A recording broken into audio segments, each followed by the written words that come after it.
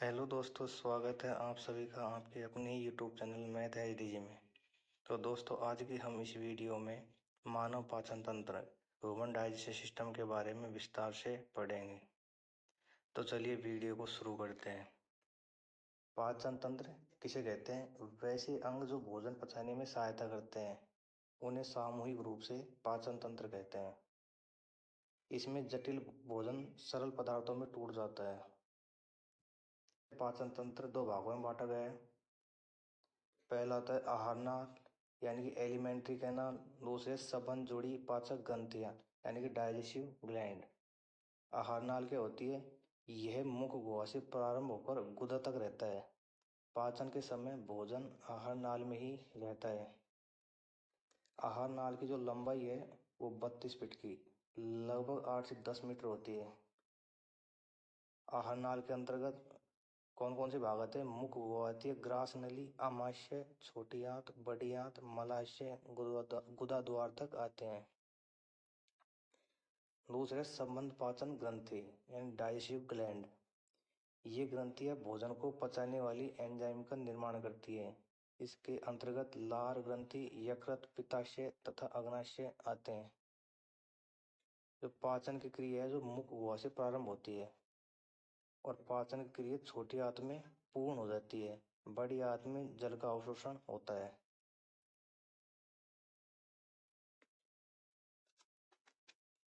यदि हम अब आहार नाल की बात करें तो सबसे पहले आते हैं मुख गुहा यानी ब्यूकल कैविटी।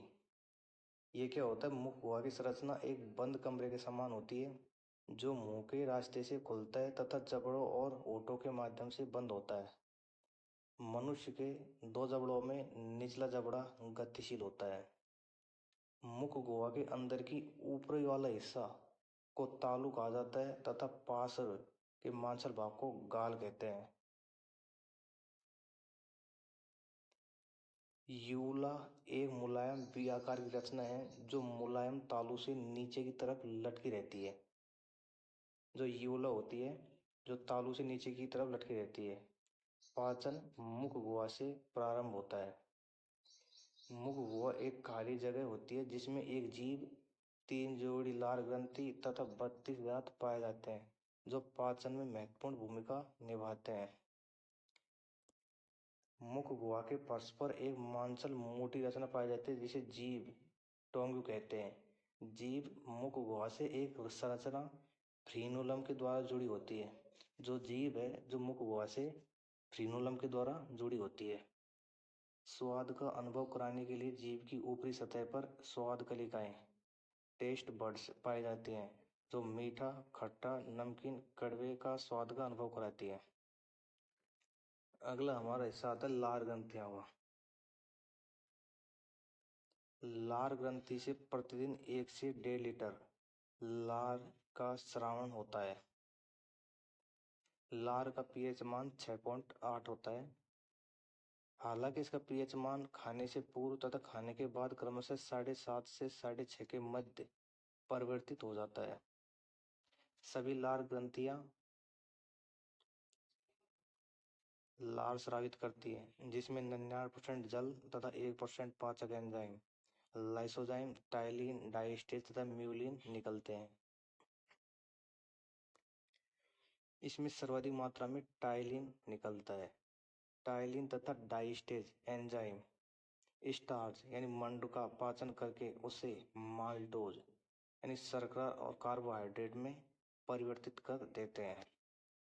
जो लाइसोजाइम एंजाइम है तो थायोसाइनेट आयन कीटाणुओं को मारने का कार्य करता है। म्यूलिन एंजाइम भोजन को चिपचिपा बना देता है जिससे उसे निगलने में आसानी होती है।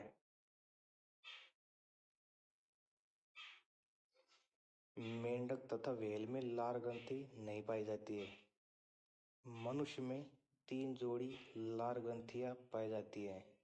ये कौन कौन सी है? पेट्रोइड, सब मैक्सिलरी और सब लिंगुअल। ये क्या होते हैं इनको आगे समझते हैं।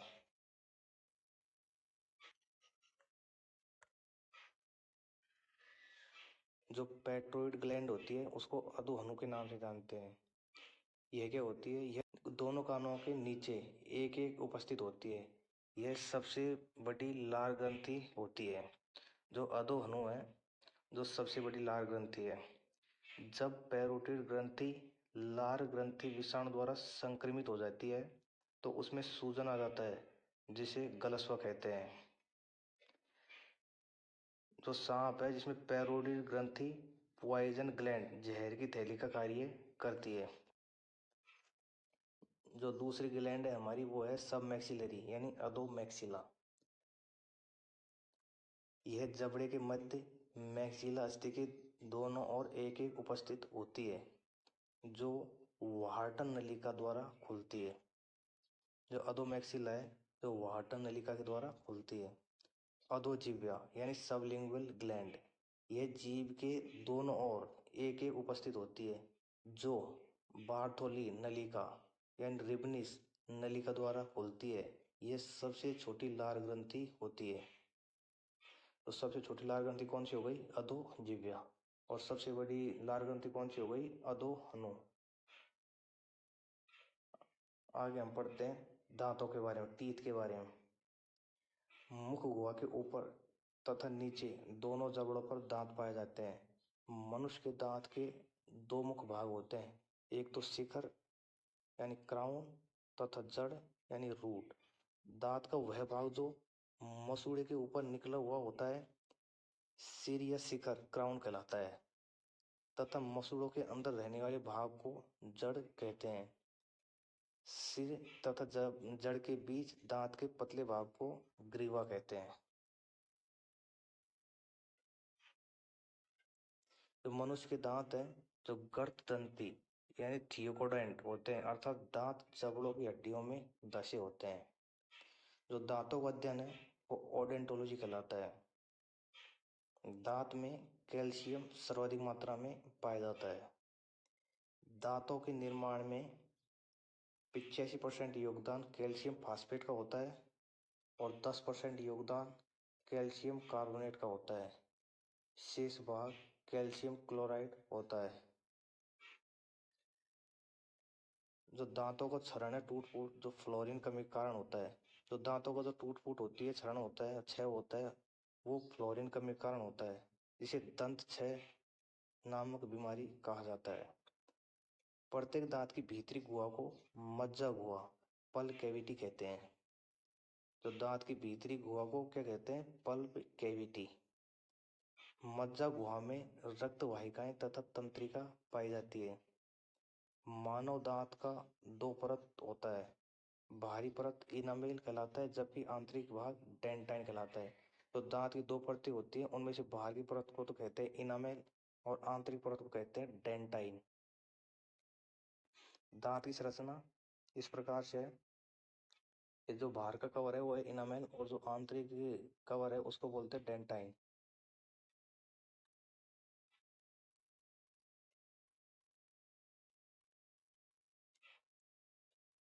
मज्जा गुहा के ऊपर दंतास्थि डेंटाइन पाई जाती है। डेंटाइन कहाँ पाई जाती है? मज्जा गुहा के ऊपर। दांत का अधिकांश भाग दंतास्थि यानी डेंटाइन ही बनाती है, जो मुख्य रूप से कैल्शियम युक्त एक संयोजी ऊतक है। आगे देखते हैं। जो दांतों की ऊपरी परत होती है उसे इनामेल कहते हैं। इनामेल है जो मानव शरीर का सबसे कठोर भाग होता है। यह 98% कैल्शियम लवण यानी कैल्शियम फास्फेट या कैल्शियम कार्बोनेट का बना होता है, जिसे फ्लोरीन मजबूती प्रदान करता है। इनामेल दांतों की रक्षा करता है।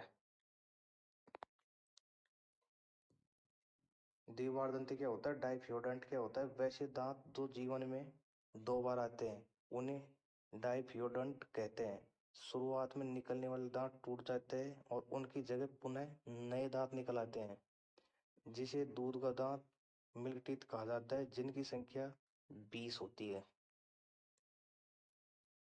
मोनोफियोडंट एक बार दंती, ये क्या होते हैं? वैसे दांत जो जीवन में केवल एक ही बार निकलता है मोनोफियोडोंट कहलाते हैं, अर्थात एक बार टूट जाने के बाद इनके जगह दूसरे दांत नहीं निकलते हैं।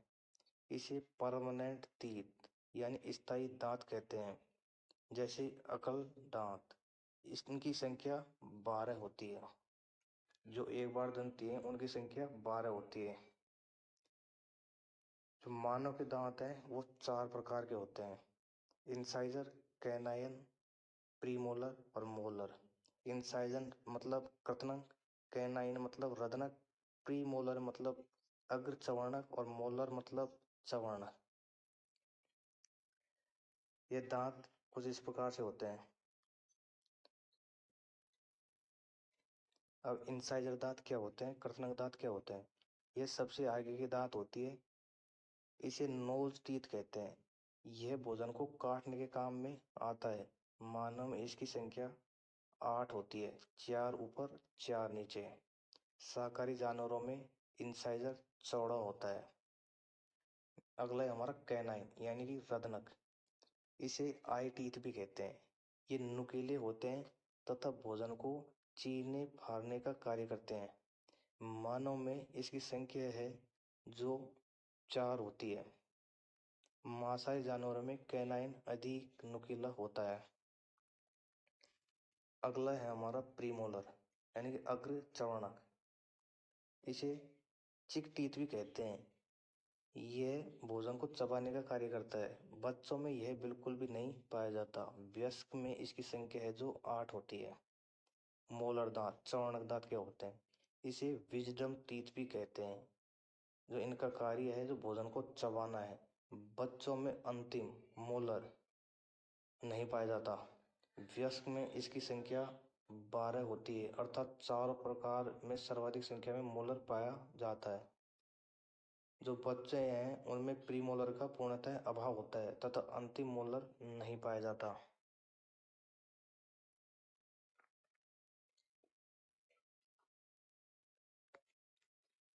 बच्चों में कुल 20 दांत टूटने के बाद दोबारा नहीं निकलते हैं। इस 20 दांतों को दूध के दांत कहते हैं। दूध के दांत 12 वर्ष की अवस्था तक पूर्णतः टूट चुके होते हैं और दोबारा नए दांत निकलना प्रारंभ हो जाते हैं। इस प्रकार मानव जीवन में दांतों की कुल संख्या 20, दूध के दांतों की संख्या प्लस 32 यानी 52 होती है।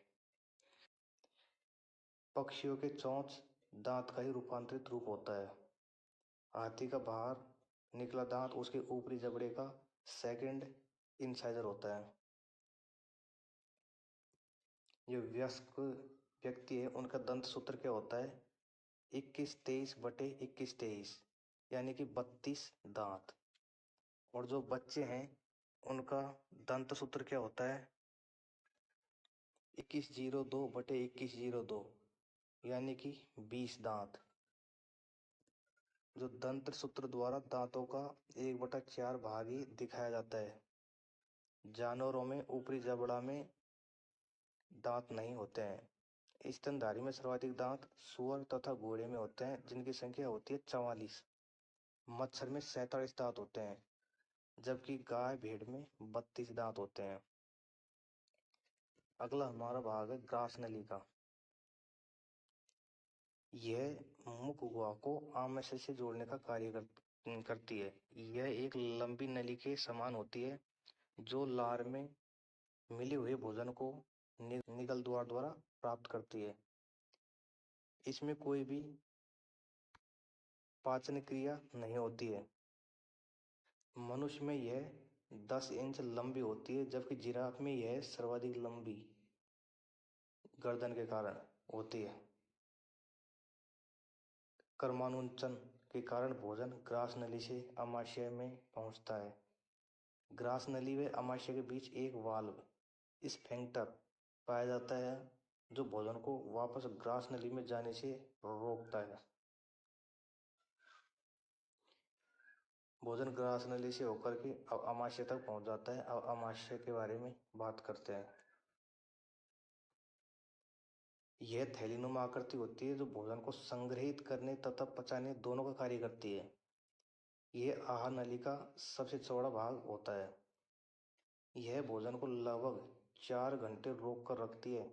इसकी आंतरिक दीवारें म्यूकोसा की बनी होती है। आमाशय को 3 भागों में बांटते हैं। एक पहला तो होता है अग्रभाग यानी कि कार्डियक, मध्य भाग को फंडिक कहते हैं और पश्च भाग को पाइलोरिक कहते हैं। कार्डियक से HCl निकलता है जो टाइलिन के प्रभाव को समाप्त करता है और कीटाणुओं को मार देता है। यह भोजन को अम्लीय बना देता है और एंजाइम की क्रिया शक्ति को बढ़ा देता है। जो हमारा कार्डियक वाला हिस्सा होता है उसमें से HCl अम्ल निकलता है और फंडिक बीज का भाग होता है जिसमें कांटेनुमा रचना पाई जाती है जिसे रूजी कहते हैं।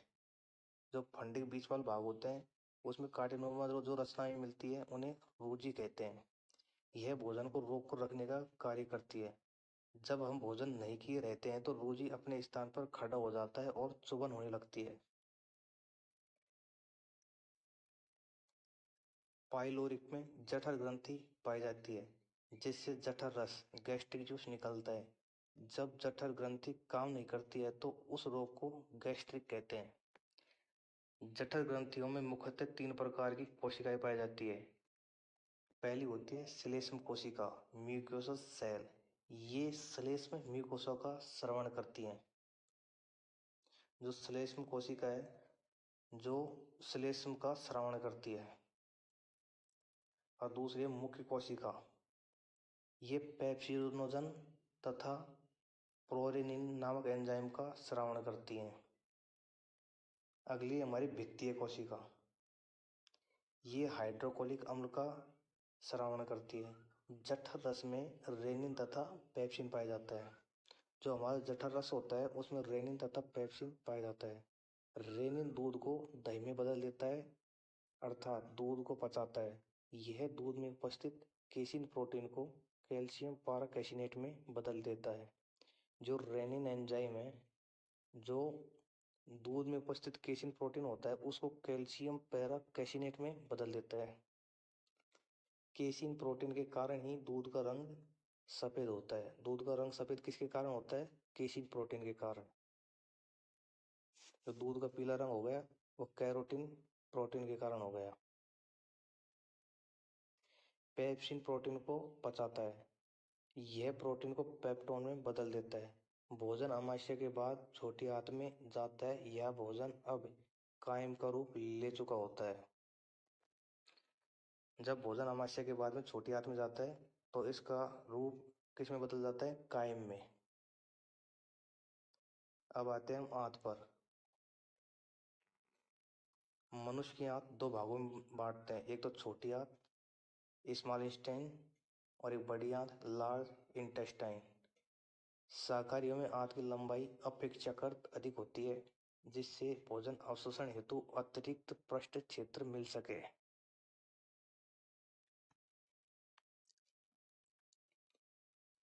अब हम छोटी आंत के बारे में जानते हैं। भोजन का जो पूर्ण पाचन है वो छोटी आंत में होता है।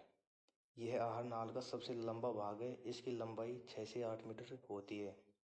आमाशय में पाचन क्रिया संपन्न होने के बाद भोजन है जो छोटी आंत में पहुंचता है जहां भोजन का पाचन व अवशोषण की क्रिया होती है। संपूर्ण आहार नाल की लंबाई 10 मीटर होती है। जो पूरी आहार नाल है उसकी लंबाई कितनी हो गई? 10 मीटर। पाचन संबंधित सबसे अधिक कार्य छोटी आंत में ही होता है।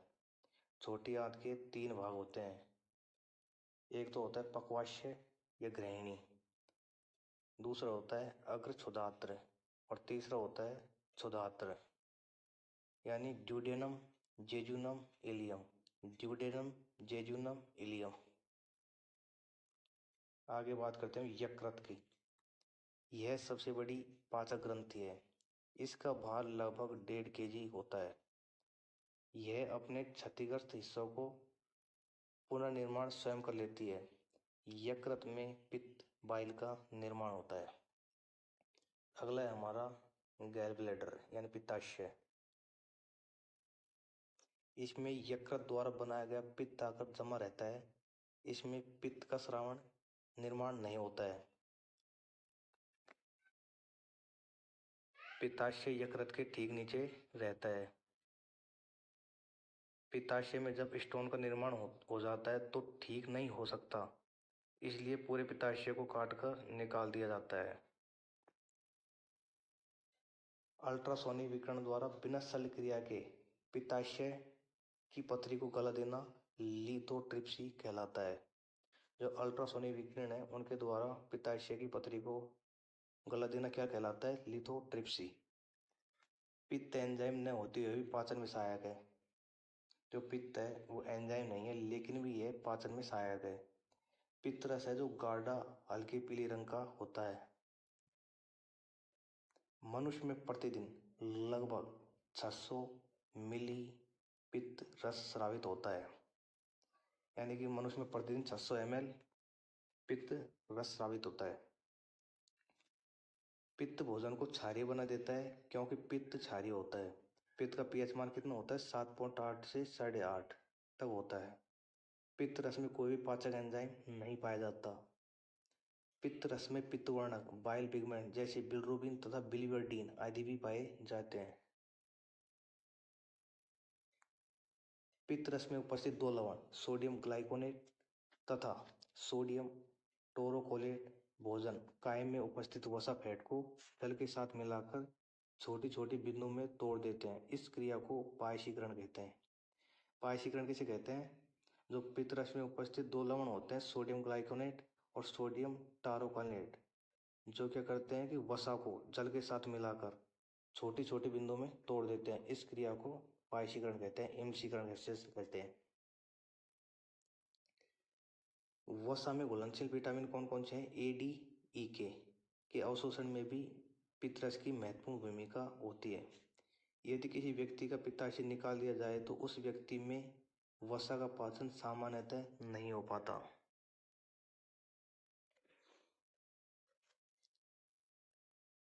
जो अगला हिस्सा है वो है पक्वाशय का, ग्रहणी का।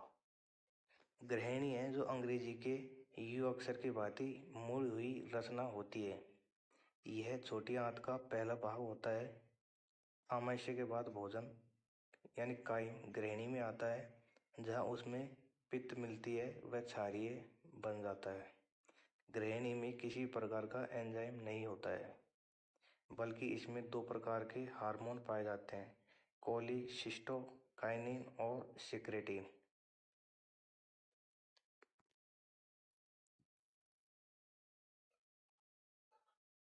कोलिसिस्टोकाइनिन यह पित्ताशय के पित्त निकालने या स्रावित करने के लिए उत्तेजित करता है ताकि भोजन क्षारीय हो सके।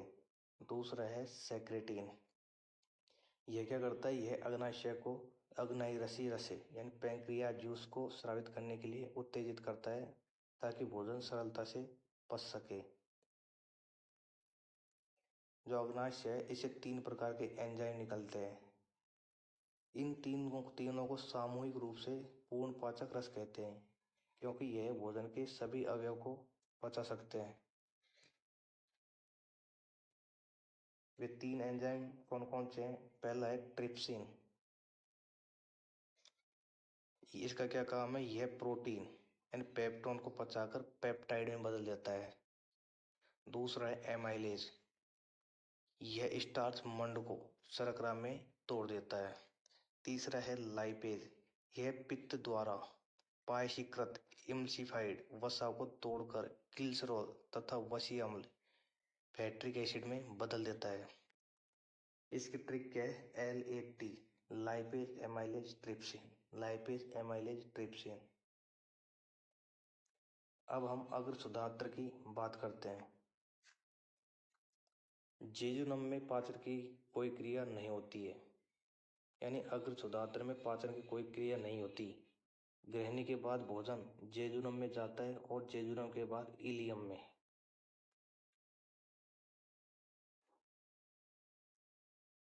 और जो इलियम होता है, क्षुधात्र होती है, जो छोटी आंत का सबसे अंतिम भाग होता है। यहाँ से भोजन का पाचन तथा अवशोषण दोनों होता है। यहाँ से कई प्रकार की आंतें रसें निकलते हैं। इन सभी आंत रस को सक्कस इंट्रिकस कहते हैं। निम्नलिखित एंजाइम इनमें पाए जाते हैं। पहला है इरेप्सिन। यह प्रोटीन को पचाता है। यह प्रोटीन पेप्टोड को एमिनो अम्ल में बदल देता है और यह प्रोटीन का पाचन पूर्ण हो जाता है। यानी प्रोटीन को पेप्टोन में और पेप्टोन पेप्टाइड में और पेप्टाइड एमिनो एसिड में बदल जाता है और यहाँ से प्रोटीन का पूर्ण पाचन हो जाता है। दूसरा है लाइपेज। लाइपेज क्या करता है? ये वसा का पाचन करता है। जो लाइपेज एंजाइम है जो वसा का पाचन में सहायता करता है और वसा को ग्लिसरॉल तथा वसीय अम्ल में बदल देता है। तीसरा है माल्टेज। ये माल्टोज को पचाता है। सुक्रेज ये सुक्रोज को पचाता है यानी चीनी को पचाता है। पांचवा है लैक्टेज। ये लैक्टोज को पचाता है।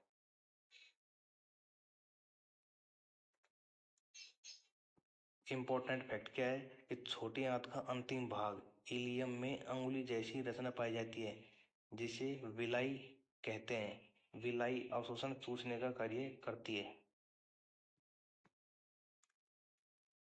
भोजन के तुरंत बाद अधिक जल नहीं पीना चाहिए क्योंकि यह एंजाइम को पतला कर देता है जिसे पाचन नहीं हो पाता। हमें भोजन करने के तुरंत बाद पानी नहीं पीना चाहिए क्योंकि यह एंजाइम को कर देगा पतला और भोजन को पचने में समस्या होगी। भोजन करने के कुछ समय बाद हमें नींद आने लगती है क्योंकि भोजन पचाने के लिए शरीर का अधिकांश रक्त आमाशय की मांसपेशियों में चला जाता है और मस्तिष्क में रक्त की कमी हो जाती है जिस कारण नींद आने लगती है। जो हमें भोजन के बाद नींद आने का कारण है उसका कारण है कि जब भोजन का पाचन होता है तो हमारा जो ज़्यादातर या अधिकांश रक्त होता है वो आमाशय की मांसपेशियों में चला जाता है और हमारे मस्तिष्क में रक्त की हो जाती है कमी और जिस कारण आने लगती है हमें नींद। छोटी आंत इलियम से भोजन निकलता है तो वह कायल का रूप लेता है और बड़ी आंत में प्रवेश कर जाता है। अब भोजन ने कौन सा रूप ले लिया? कायल का। अब हम बड़ी आंत के बारे में बात करेंगे। बड़ी आंत छोटी आंत की तुलना में अधिक चौड़ी किंतु लंबाई में छोटी होती है। बड़ी आंत में भोजन का पाचन नहीं होता है, इसमें केवल जल अवशोषण होता है। इसमें विटामिन बी का भी निर्माण होता है। बड़ी आंत तीन भागों में विभक्त होती है। पहली होती है सीकम, दूसरी बृहदात, तीसरी मलाशय। छोटी आंत के बाद भोजन सीकम में प्रवेश करता है। तो छोटी आंत से भोजन प्रवेश करेगा, छोटी आंत के बाद में जो भोजन प्रवेश करेगा बड़ी आंत में वो उसके सीकम नामक भाग में प्रवेश करेगा। सीकम पेट में दाहिने ओर होता है जिसके नीचे अपेंडिक्स पाया जाता है। अपेंडिक्स क्या होता है? यह हमारे शरीर में एक अवशेषीय अंग है। यह सेल्यूलोज को पचाता है। यह जानवरों का एक मुख्य अंग होता है। यह मानव में किसी भी काम का नहीं होता है इसलिए इसे अवशेषीय अंग माना गया है।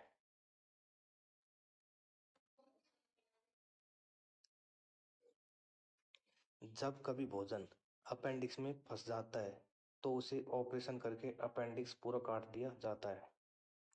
सीकम के बाद कोलोन प्रारंभ होता है जिसमें जल का अवशोषण होता है।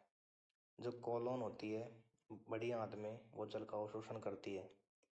कोलोन में ही म्यूकस का निर्माण होता है जो पचे भोजन को चिपचिपा बना देता है।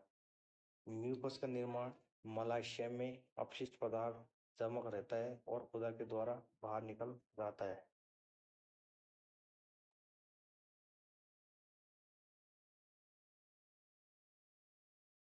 जो पाचन क्रिया है एक जल अपघटन की क्रिया है।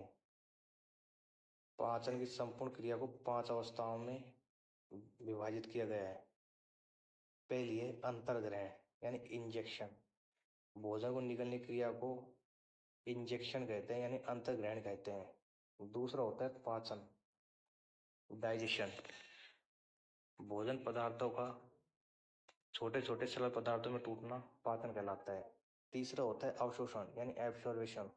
पचे भोजन पदार्थों को कोशिकाओं जब सोख लेती हैं तो उसे अवशोषण कहते हैं।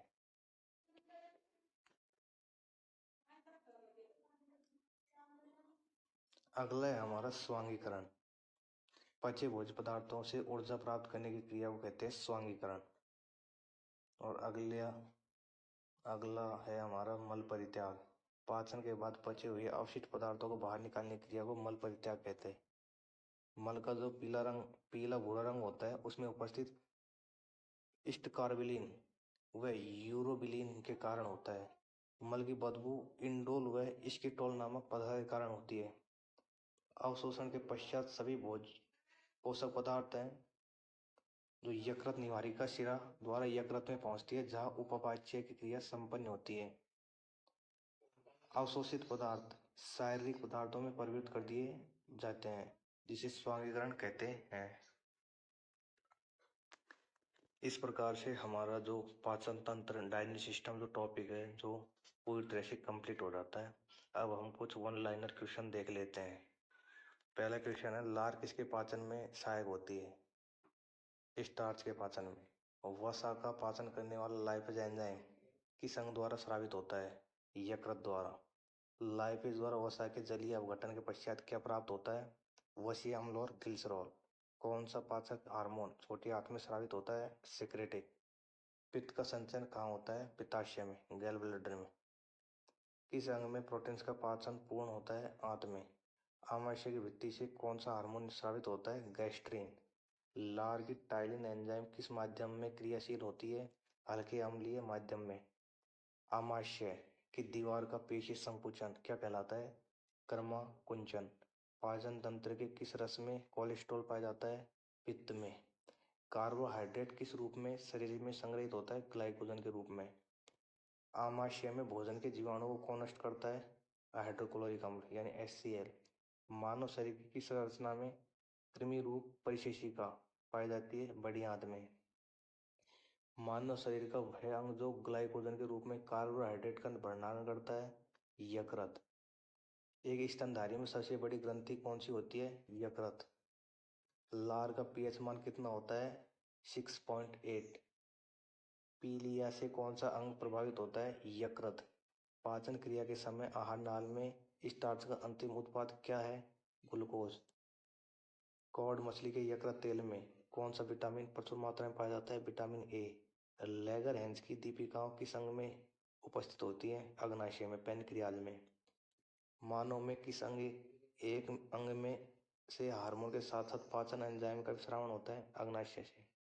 जठर ग्रंथियां गैस्ट्रिक ग्लैंड्स किस अंग में पाई जाती है? अमाशय में। यकृत द्वारा किस प्रोटीन का संश्लेषण व संग्रह किया जाता है? फाइब्रिनोजन एवं प्रोथ्रोम्बिन प्रोटीन का। यकृत में उपस्थित कौन सा पदार्थ मानव शरीर में रक्त को जमने से रोकता है? हेपेरिन।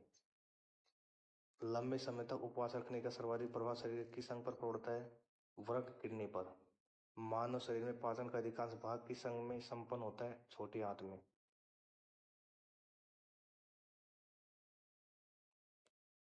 मानव शरीर में सबसे छोटी आंत होती है अवशोषण के लिए।